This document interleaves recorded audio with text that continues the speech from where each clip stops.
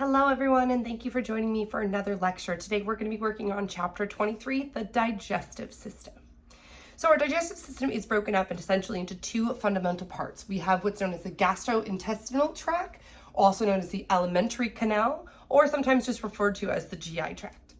And that does include things like the oral cavity, the pharynx, the esophagus, the stomach, the large intestines, and the small intestines, and the anus. Now, the accessory organs, the accessory digestive organs, are our other part. And essentially, this is everything that's not directly involved with digestion, but it is there as support, right? As helping out, hence accessory organ, right? And this would include things like your parotid salivary glands, your teeth, your tongue, your sublingual salivary gland, your submandibular salivary gland, your liver, your gallbladder, and your pancreas. Now, starting with the GI tract or the alimentary canal, again, we do have things like the oral cavity, the pharynx, the esophagus, the stomach, the small and large intestine, and the anus. This is everything that basically is doing the digestion, right? The actual digestion, or really the absorption is what we're talking about, the absorption of those nutrients typically. Now, the accessory digestive organs, again, are going to be anything that's going to help facilitate that. So mechanical digestion, be it chemical digestion, all of those little accessory organs, what we're going to talk about. Before we do, we are going to talk about essentially where each of these are located, or the regions. So hopefully you guys remember this from early on in the semester. We do have the hypochondriac region, the right and the left. We have our epigastric, or above the gastric region. Your umbilical region, right at your umbilical cord or your belly button. Your right and left lumbar regions, and your right and left iliac, or the inguinal regions. Now, these are divided with different planes. So we do have our mid-clavicular lines going right down here. We also have our subcostal planes right here, and our transtubercular plane going right here. So mid-clavicular right here. We've got our connections of the coastal margins right here, our subcostal plane, and then our transtubercular plane right here, which is going to connect those tubercles of our iliac crests. Now, what's found in each of these regions, you do need to know. So basically, we're going to go through each of this different quadrants, and we're going to determine which one here. So in that right hypochondriac region, we're going to have the liver and the gallbladder. And that epigastric region is basically just our stomach. In our left hypochondriac region, we're going to have our diaphragm, basically surrounding this whole thing right here and right here. So it actually covers both. We've got our right lumbar region, which is going to be the ascending colon of the large intestine. Umbilical region is going to be mostly your small intestine, made up of your ileum, your jejunum, which we're going to talk about more later on. We've got our left lumbar region, which is going to be the descending colon. We also have our transverse colon right here in that umbilical region. So our ascending, transverse, and descending colon of the large intestine. Our right iliac region is going to have things like our cecum right here, our tiny little appendix hanging down from the cecum. We've got our hypogastric region, or our pubic region, which is going to contain our urinary bladder right here. And then finally our left iliac region, which is basically the sigmoid part of the colon, which is right here, kind of where it loops back up and turns around. And that's going to be basically in this lower right, left-hand region right here.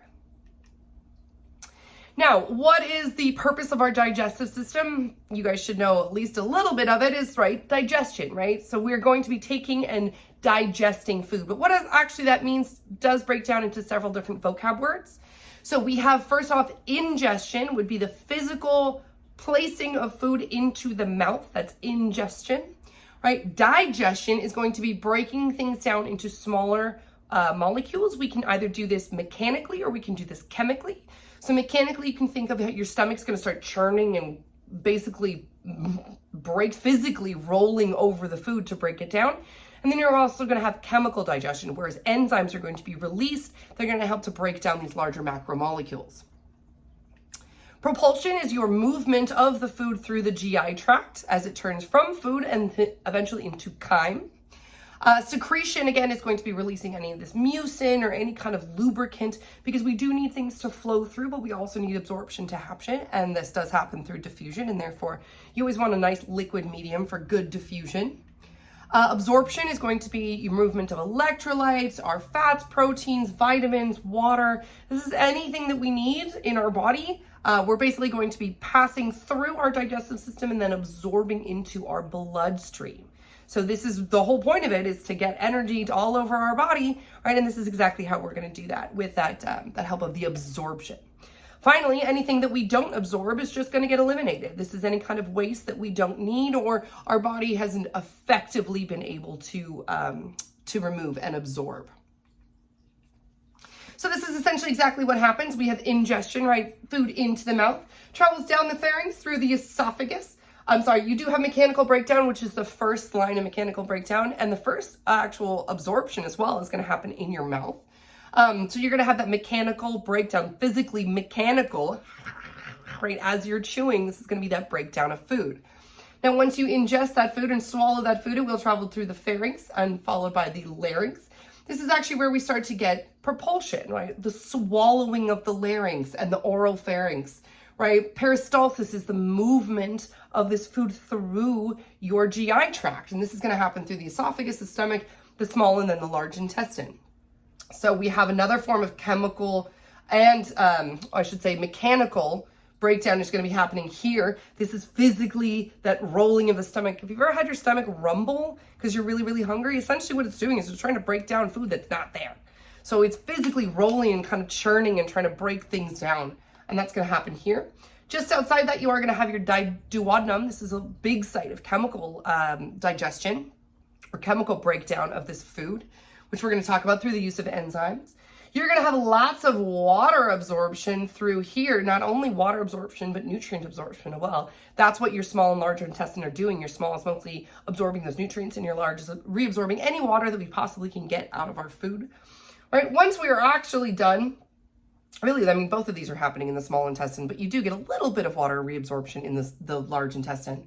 But pretty much once you've reached your large intestines, your body's like, hey, we've got everything out of it we could. We've got our nutrients, we've got our water, we've got anything that we possibly could. We've sent it to our bloodstream, we've sent it to our lymphatic system, right? Anything that's left over is gonna make its way slowly through that large intestine, again, pulling any last little bits that we possibly can out.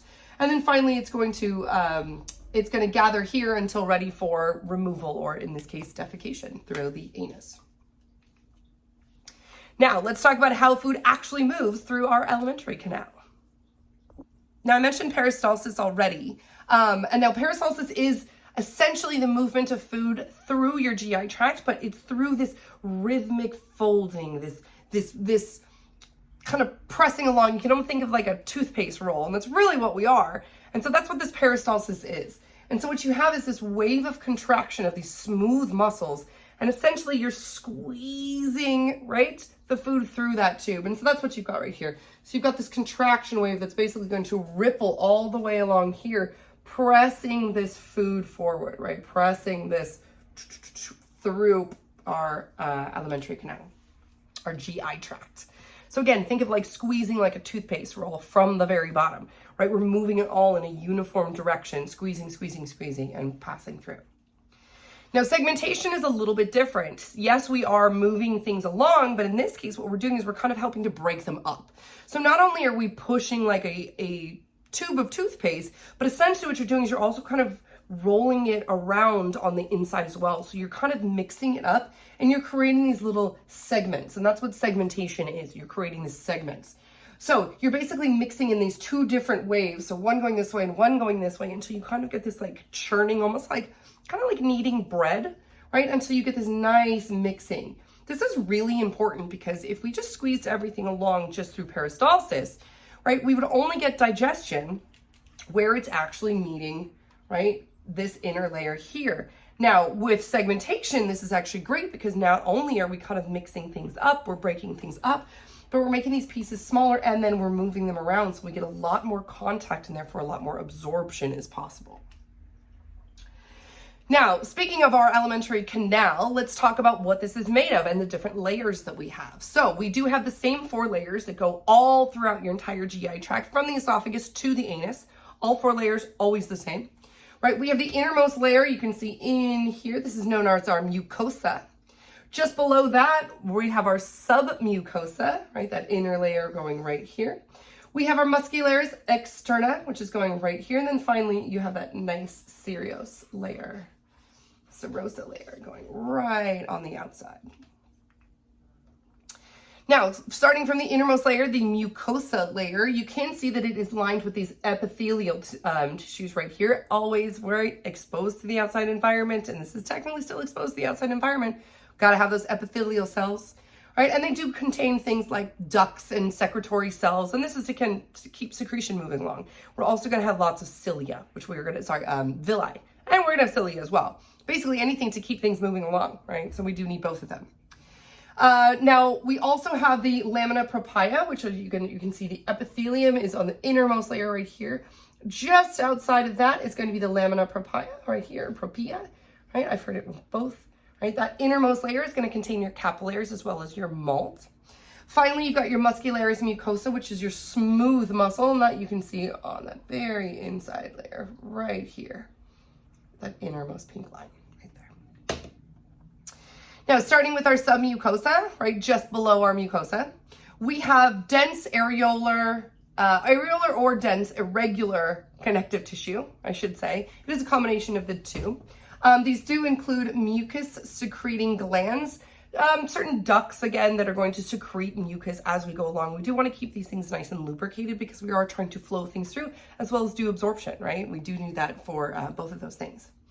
Now, these do also include your blood and your lymph vessels as well as certain nerves, and that's what you can kind of see right on the inside here, right? That's what these guys are all going to be on the innermost layer right there. Now, we do also have submucosal glands, which you can kind of see, not in this picture so well, but we'll see them again in just a second right here. You've got varying blood vessels scattered throughout here and here, and then you've got this submucosa nerve plexus going all around that inside layer, just like that. Now, the muscularis is consistent of 2 layers of your smooth muscle. So we do have that inner layer, which basically lies circumventally, which essentially is going this way, right? And then you've also got your longitudinal layer, which is essentially oriented this way. So you've got your innermost layer going right here, and then you've got your longitudinal layer going this way. Also, your mesenteric nerve plexus, the one that I just talked about, right? We can see this guy right here, very similar to the one I just talked about in here, I should say. This mesenteric nerve plexus going right throughout here. Again, help to control these contractions. Yes, we do want them to contract. No, it is not something that is voluntary. You can't think, I'm going to digest my food so hard right now. No, this is all completely involuntarily, and this is all just doing it naturally. But this inner and our outer muscularis level do help with these contractions, do help to trigger these contractions and therefore send the signals where they need to go. And that's again what we can see right here. We've got this circular layer going right here. We're basically this longitudinal orientation. And then you've got this longitudinal layer of smooth muscle oriented in this direction right here. So this one you're basically looking down on, and this one you're basically looking at the cross section, the side view. All right, moving to our outermost layer, our serosa, also known as our aventia. Essentially what we have is areolar connective tissues with a bunch of collagen and elastin fibers. This does help, again, with flexibility. This is very important. Say if you're going to eat something really big, or you maybe take a big bite of something, or you had a lot of food like Thanksgiving and your body's working overtime. We always want that nice elastic and fiber layers, collagen and elastin fiber layers, I should say. Now, our serosa is also covered with this visceral peritoneum, and that's what you can see right here in the outermost layer, going right here. Now, this peritoneal cavity in the peritoneum is the largest and most extensive in the body, and that kind of makes sense because this one is going to contain a lot of our organs. In fact, most of our organs are actually going to be found here in this cavity. Now, it is a slippery serous membrane, so it is kept nice and fluid and nice and moist.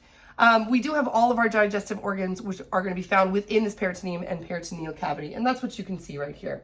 So this is the peritoneal cavity, this is the peritoneum right here, and you've got your liver, you've got, which looks like your stomach right here, you've got your, basically everything that we're going to need is going to be found in here in this peritoneal cavity, surrounded by this parietal peritoneum. All right, let's actually talk about how food moves through our bodies, starting at the top, working our way in. All right, so our oral cavity, which again, I already mentioned, is the first site of both mechanical and chemical digestion. So we do have what's known as amylase found in our mouth. This actually is going to help to break down starches and absorb certain sugars. We also have, again, mechanical digestion. That's what these guys are going to do. The teeth are going to chew up and physically break down that food. Now, the space in between your cheeks or your lips, I should say your cheeks and your lips, are going to be known as your vestibule. Your vestibule. So essentially it's this area right here, with these being your lips, and this area right here just before your teeth, right? Just in front of your teeth. You do have your oral cavity proper, which is going to be anything teeth and inner, right? Teeth and in and within, I should say. Our oral cavity also contains gums, right? Those things right there. You guys know gums, right? The gums are also known as gingivae, which is why the infection of the gums was known as gingivitis, something that you guys might have heard in those Colgate commercials or those, Listerine commercials trying to fight gingivitis. All right, that's essentially what we're doing. Now, these gingivae are made up of dense irregular connective tissues. We do have non-keratinized stratified squamous epithelial cells. I know, what a mouthful. But you guys already know what that means because we learned that in histology.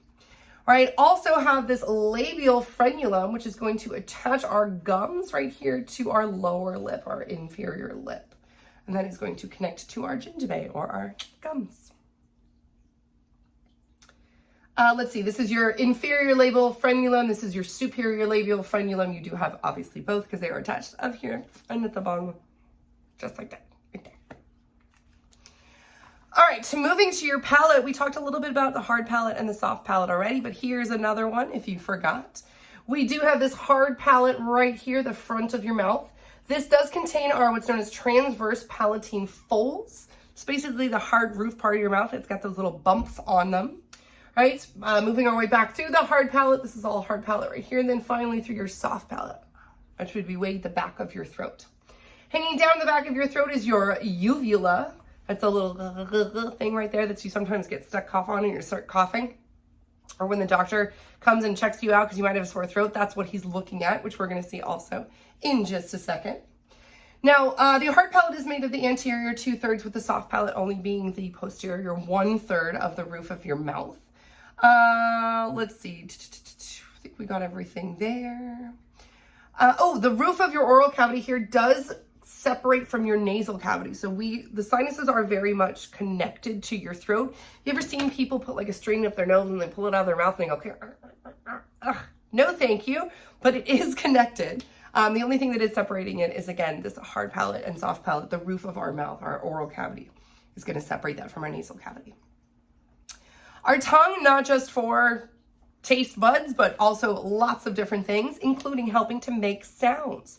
Right? I think it was the Hunger Games had one of their characters had their tongue chopped out and he couldn't really talk. Yeah, because it really does help us to articulate these words that we want to say. And therefore, if you don't have it, right, not only do you not have taste buds, which kind of sucks because food is awesome, but right, it's really, it's useful in making words and sounds. Also useful for mixing up our food, right? Moving our food around literally in our mouth so that we can get that mechanical digestion that we want to do before we swallow.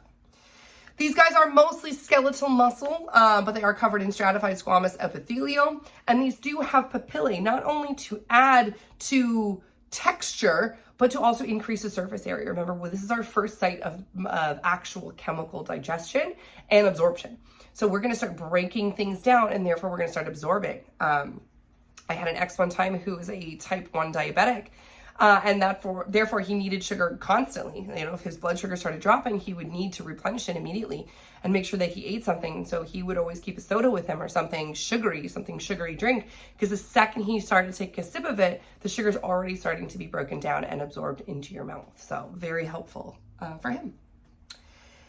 Now, not only is your oral cavity good for things like your tongue and your taste buds, but your salivary glands as well, right? If you ever thought about food and you're just like, oh my gosh, that sounds so good right now, and you kind of your mouth starts watering, that is physically your body getting ready to chew and eat food, and therefore we need to keep it moist. We need to help to make sure that it actually goes through our system appropriately and effectively, right? We don't want anything getting stuck down there, because if you've ever had that feeling, it's just, oh, that's awful.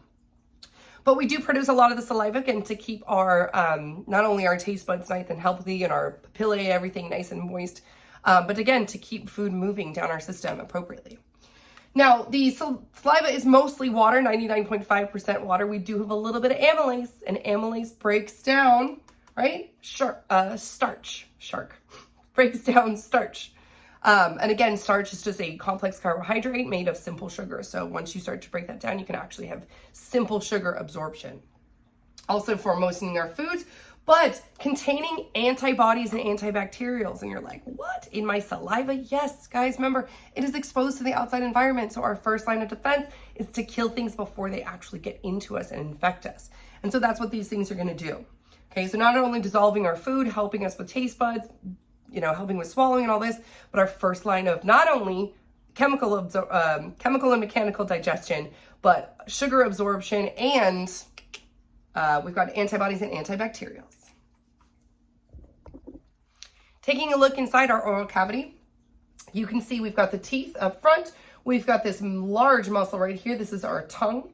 We do have some sublingual gland ducts, which are going to be found right here. This is your actual sublingual gland, sublingual. Right? You've got your submandibular glands, which are going to be found back here. You've got your parotid, there it is, gland, which is going to be basically your big cheek glands right here.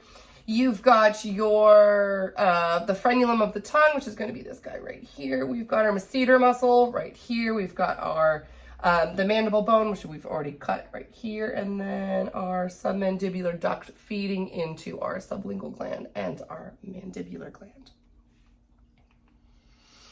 All right, moving from the mouth, we have now swallowed our food. We are going to be traveling through the esophagus. So we do have to pass through the oropharynx, the laryngopharynx, and then finally enter into the esophagus here. The esophagus does connect to the pharynx at this, what's known as the esophageal sphincter. We're going to have lots of sphincters in our bodies, and essentially what these are is they're openings and closings that allow certain things to pass through at the appropriate time.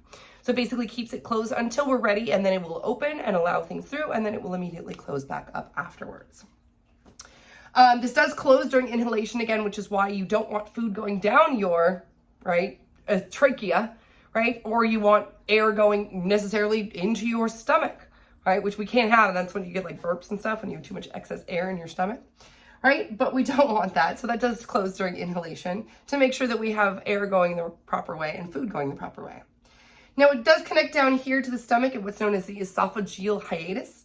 Essentially, it's going to be this connection point right here as it passes through the diaphragm and then into the stomach. Now, right before it goes into the stomach, this is our cardiac sphincter, right? Controlling before it actually enters into our stomach. This is also very important because we don't want anything backing up. Our stomach is full of hydrochloric acid, if you guys didn't know, right? Acid. So sometimes when you get that acid reflux, you start to kind of burp, and it almost feels like you're burping fire. Yeah, that's the acid that's in your stomach trying to come up. And so that's what you're getting, these gases and these noxics, just right? And that's what this cardiac sphincter is for. It's preventing any backflow. And we all know what happens when there's backflow from our stomach. It is not pretty. Speaking of acid reflux, this is exactly what it looks like. Here we have a very normal esophagus. You can see this nice, clean, healthy pink tissue. But sometimes what happens is you do get this reflux or this acid reflux. And so essentially it's basically building up, and this can cause pain and irritation. And basically when you have chronic acid reflux, what you're going to get is this gastroesophageal reflux disease. And essentially it's too much acid in your esophagus, which again is not made to drink acid or to eat acid. Right? And therefore you start to get the breakdown of this tissues. And that's what you can see right here. So chronic acid reflux will lead to, in advanced cases, what's known as Barrett's esophagus. And that's where you really got just this breakdown of this tissue, this unhealthy buildup. This is all essentially dead cells in here. And it can increase your chance of cancer. So a lot of times eating spicy food or things that maybe upset your stomach, you're like, whatever, I'll pop a Tums or something. But chronic is actually really, really bad for you and can lead to extreme cases. As in most things in life, just, every once in a while we can be bad, but if we're bad for too long, we get some nasty, nasty repercussions, unfortunately. Now, we've actually passed through our esophagus and we've entered into our stomach. As you come through the esophagus, right through that cardiac sphincter, you're going to enter into the stomach. This top part is known as the fundus, right? This main entranceway right here is known as the cardia, hence cardiac sphincter, right? You do have 3 layers of the muscularis, that longitudinal, right? The circular, and the most inner one is known as the oblique layer. We do have these gastric folds right here in the body of our stomach, moving our way towards the pylorus, right? This smaller section right here. And finally, the pyloric canal, reaching our pyloric sphincter and our pyloric orifice, essentially another control system, keeping it closed until we're ready to actually release anything from our stomach into our duodenum. Now, the largest part of the body, again, or the stomach, is going to be known as the body. We've got the fundus, we've got the cardia. This is our pylorus. You can see where it kind of narrows down. It almost looks like its own little bump right here. And then you've got your pyloric sphincter, right, and your pyloric orifice, which is just really the opening itself. Now, these gastric folds are also known as rugae, and rugae, or its form of the word rugosity, basically means complexity. So how 3D complex is it?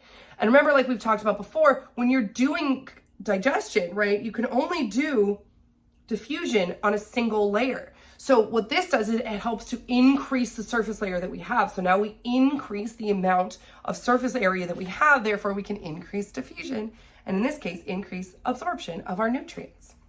All right, so very, very important for increasing the surface area. Guys, anytime you want to do any kind of diffusion, absorption, anything like that, it's crucial to increase your complexity and therefore increase your surface area. And that's what you can see right here. All right, so the lining of the stomach is going to be these simple columnar epithelials. We do not really have a lot of absorption happening in the stomach, right? This is mostly mechanical digestion. This is where we're going to get some churning up. But we are secreting things like mucin, right? So we do have to have these mucus cells. We also have these large gastric pits, which you can see right here, and our simple columnar epithelial cells lining that outside area right here. Working our way in, we do have these stratified squamous epithelials, but this is again going to be in the esophageal stomach border. So this is again going to be more of your esophagus, your entranceway here, and then your stomach lining on the inside. Now, at the base of these gastric pits are going to be gastric glands, very important for secreting, right? Where in this case, we're going to be secreting gastric juices. Now, there are 5 different types of these gastric cells that we're going to be talking about, but we are going to be talking about that in the lab. So make sure that, again, you're looking at your study list and checking off everything that you're actually supposed to see. So we will come back to these gastric gland cells in the lab. Now, your small intestine, this is the area once you leave the stomach, you enter the small intestine. It is made of 3 different parts. The first part is known as duodenum. The duodenum is the site of chemical digestion, pretty much your main site of chemical digestion. So it's going to be where the stomach is kind of like almost like a deflated little sack, right? And you can kind of poke it, and it's basically pretty empty. And again, it's because we do need to have that movements. We do need to have that folding capabilities. But once you reach the duodenum, you can actually feel it. It's much harder. It's significantly thicker walls and stronger. And that's because, again, we are releasing a bunch of digestive enzymes in there. So we don't want things to be broken down like the duodenum itself, right? So we do need to increase the, basically the resilience of that particular area. Once you move past the duodenum, you do get to the jejunum, and finally the ileum. And the jejunum is mostly for absorbing nutrients, whereas your ileum is mostly for absorbing water. But we're going to talk about that more in just a second. Now, your duodenum, again, chemical digestion. This is that site where we were just talking about. So these guys are going to receive not only digestive enzymes that help break down food, but also bile. So bile is going to be secreted by your liver, stored in your bile duct, and then secreted into the duodenum through what's known as the main pancreatic duct and the common bile duct. So obviously the main pancreatic duct is coming from the pancreas, whereas the common bile duct is actually going to be coming from the gallbladder, which is going to be just under your liver. And that's where the bile is stored. Now, sphincters do control the entryway just like anything, controlling what comes in and what's ready to go out. So we do have the entrance, again, of these sphincters basically controlling what's going to be able to be released.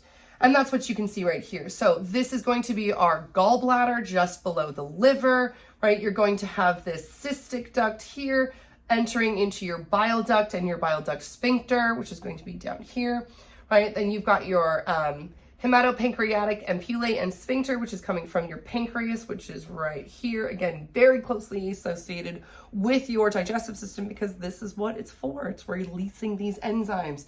certain hormones that needs to get released, anything that needs to happen, right? All of these organs are going to be very closely associated, and therefore these ducts are going to allow the transfer and the passageway of whatever juices were secreted. Let's see, we've got our pancreas, we've got our gallbladder. I think we've covered everything. Now, we do need to talk about the small intestine and the mechanism for the absorption. And this is, again, villi and microvilli. Just like we talked about before, we've got these very, very tiny little projections coming out. These are the intestinal villi. This is going to increase the surface area, allow for more absorption, more absorption, right? More diffusion to happen. And this is all going to be occurring in these circular folds. So if we open up the small intestine, it almost looks like little ridges. And that's what these circular folds are, right? And that's what we're doing. We're increasing that surface area. Because remember, laying flat, and here's our food molecule, it's going to go right by, and it's not going to be able to absorb. But once we have, right, we have this, then you can, oh, it's here, you can absorb absorption here, and here, and here, and here, and here. So now that food is almost reaching these speed bumps. So not only is it physically being slowed down and therefore increasing the time that we can do absorption, but it's also increasing the surface area, and therefore it's actually being absorbed a lot more because of all of these villi, all these numerous hundreds and thousands and millions of tiny little guys in our intestines. Now, we do have more of them in the duodenum and the jejunum than the ileum, right? The ileum is going to be the last part. So this is essentially like we've done a lot of the absorption by the time we get to the ileum. So the duodenum and the jejunum are really going to be the ones with the most circular folds, the most villi, and because that's really what we're doing is we're really trying to absorb that food as best as we can. And at this point, we're not considered food. At this point, we are considered chyme. Now, even all these tiny little villi, right? You can see this guy right here is covered in these tiny, tiny little cells.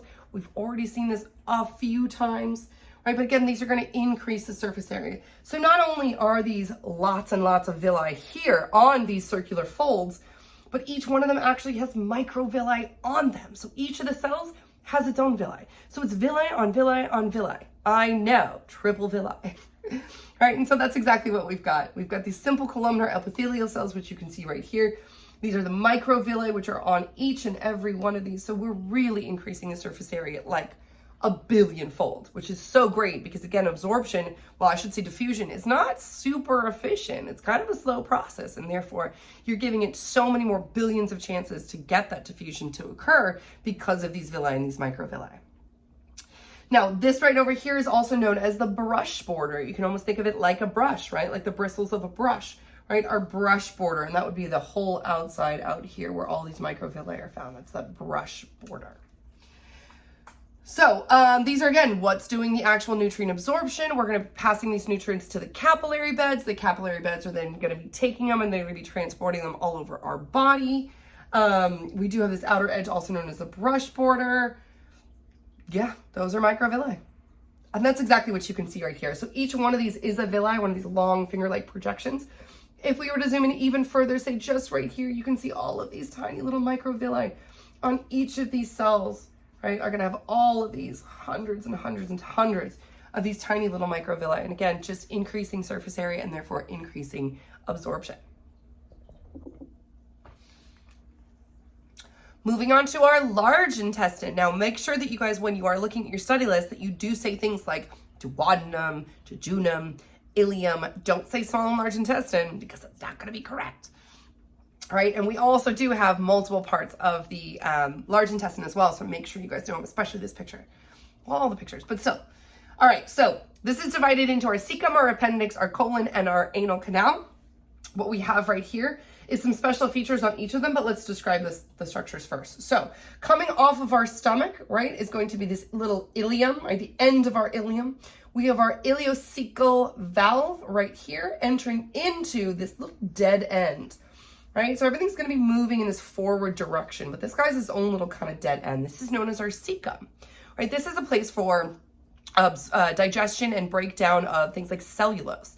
Now, cellulose is a plant material that's very hard to break down. So for us, our cecum isn't particularly too large because we're omnivores. We eat plants, but we also eat meat and other things, right? So when If you were, say, a koala and you only say eat eucalyptus, and eucalyptus is, I can tell you, very resilient and does not want to be broken down, which is also why it's slightly toxic. So when these koalas are out there eating, not only are they getting high, yes, they are getting a little bit of high on the eucalyptus, right? But they're eating this plant matter, which is extremely hard to digest. And how they can eat this plant that nobody else can really eat is because they have an extremely large cecum. In fact, they have a spiral cecum, right? And therefore, all that plant matter that goes in, right, all of these little microbes and everything in your system is basically going, we can get this, we can get this. And again, if you increase the surface area, you increase the function, and therefore these guys are able to eat this eucalyptus, which is really nasty for everybody else, but they do just fine. Fun fact about koalas, they all have chlamydia. I know, now you guys know stuff. All right, so right off of the cecum right here, we have this tiny little, what's known as a vermiform appendix. Vermiform kind of means like worm-like, right? And this is our appendix, right? This little appendix. And an appendix, this is a vestigial organ. It doesn't have too much function, but it still does have function. So sometimes people are like, I want to get my appendix removed. Never have useless surgery, guys, because even if they're not really functioning, they are still useful, and we will see more about that in just a second. Now, moving up through our ascending colon, which we have right here. This is our ascending colon. We have our transverse colon going across. We have our descending colon. Our sigmoid colon, remember that loop, that whoop, right? This little whoop section as it goes all the way around and then down into the rectum, and then finally the anal canal into the anal sphincter. Now, a couple special traits that we do need to talk about, or special structures, I should say.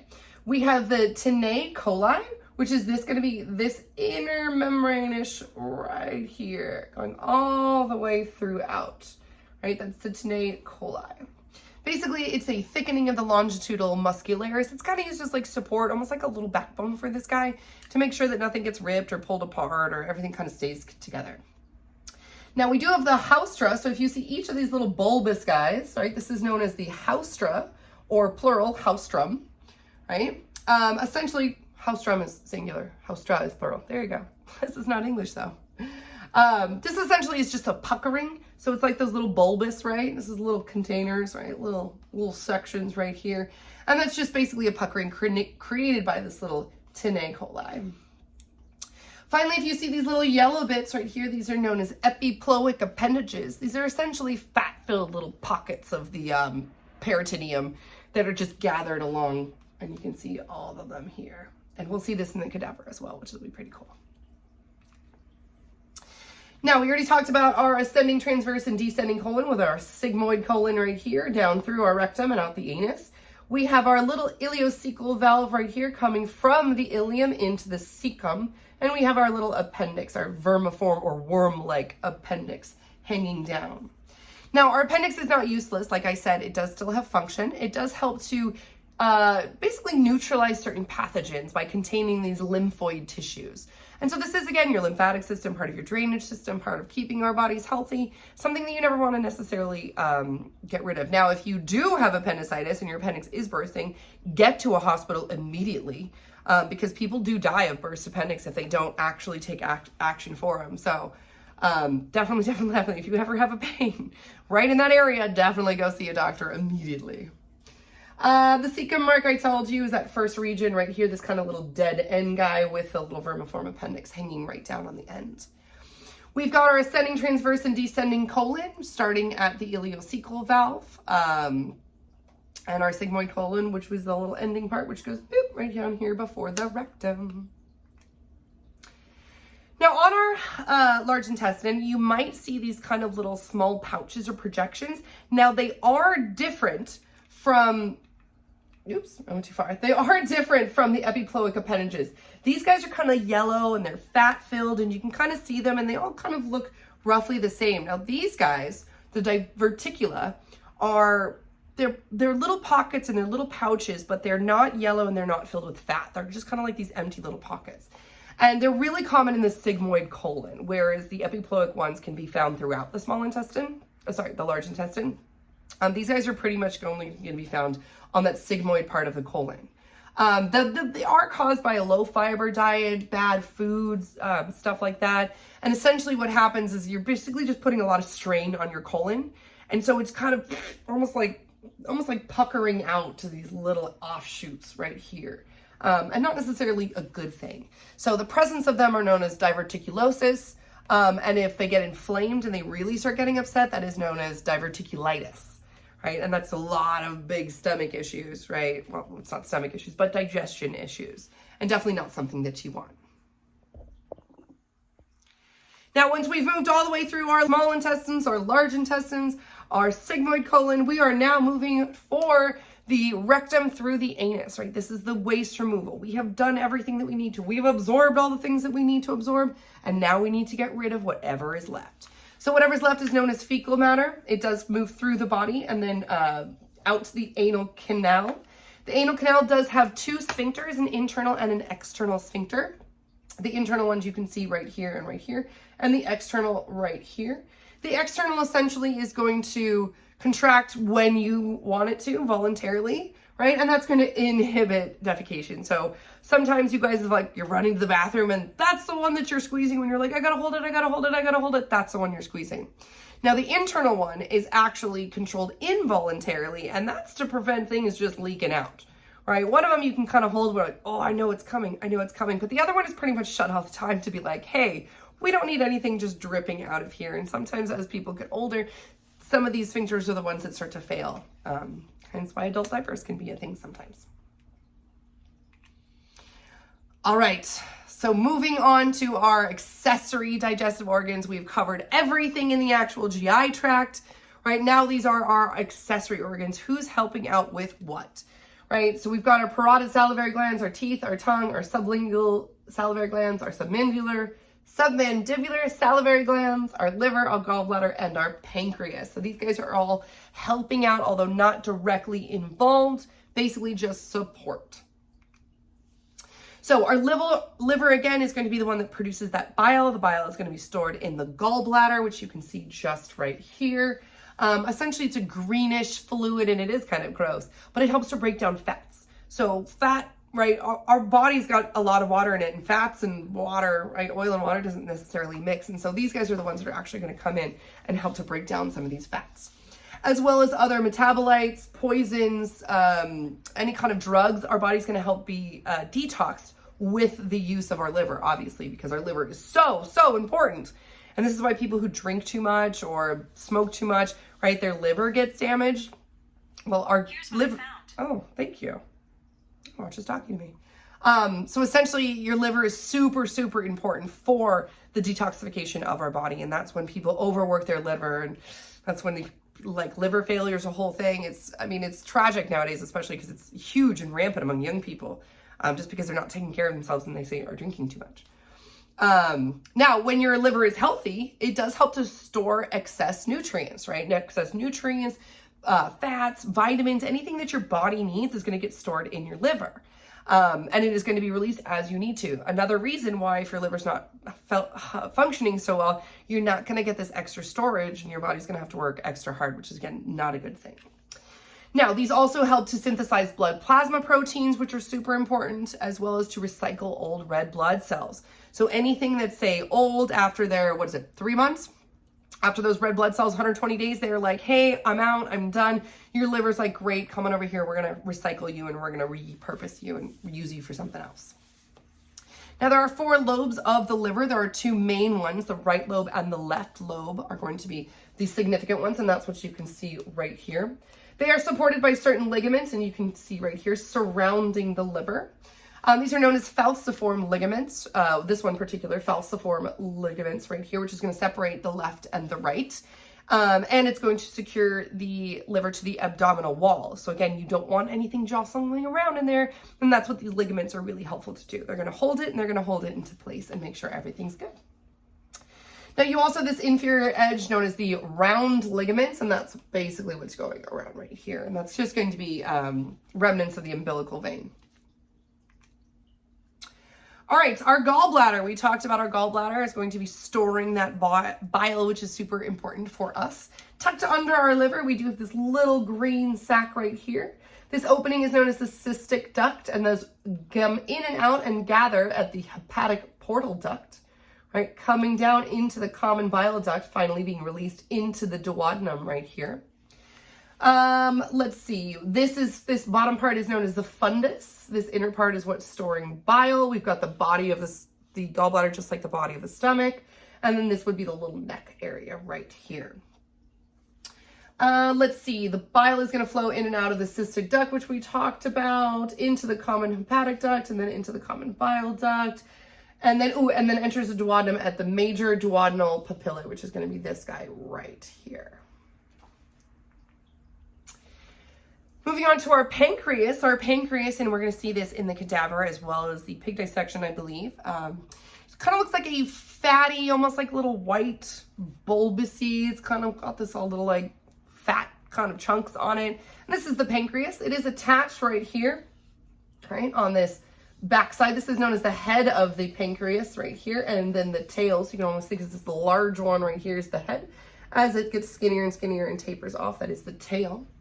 This does sit just above and behind the stomach, so it kind of wraps its way around, like I said, connecting all right here as well to the jejunum and the duodenum. And I think that's pretty much it for our pancreas. Except for the functions. All right, that's the parts of the pancreas, but what does it actually do? Well, the endocrine function is essentially to produce insulin. And this is where you do have, say, that type 1 diabetic that we were talking about, or even the type 2, whereas your body is not producing enough insulin because your pancreas is either genetically or because of your lifestyle, maybe not producing the amount of insulin that it needs to be. So essentially, this is going to be also help with your sugar regulation, your body sugar regulation. So that's why you either have to eat sugar or take some insulin, which lowers your blood sugar. And that's basically to control your blood sugar concentration. And that's really important for your body because too high blood sugar, and especially chronically, things go bad. Too low, you can actually go into having a seizure and potentially go into a coma. So regulating your body sugar is really, really kind of important. The exocrine function is definitely enzymes for digestion, right? This is exactly what we're doing with our accessory digestive organs. We're helping with digestion. So we're helping with these digestive enzymes to help break down our foods. Now, we do help to create pancreatic juice as well, hence pancreas, right? This is our pancreatic juices coming from. These essentially is a combination of digestive enzymes and bicarbonates, which does get released into the duodenum for that chemical digestion that we talked about. And that's it. I know that my eyes are always way bigger than my stomach, but that's okay. That's what leftovers are for. Anyway, guys, thank you so much for joining me for the digestive system. I will see you guys in class. Don't forget to check the Canvas site to make sure that you guys have found all study guides as well as updates to the schedule and or anything else. Thank you guys so much. Have a wonderful day, and I will see you guys soon.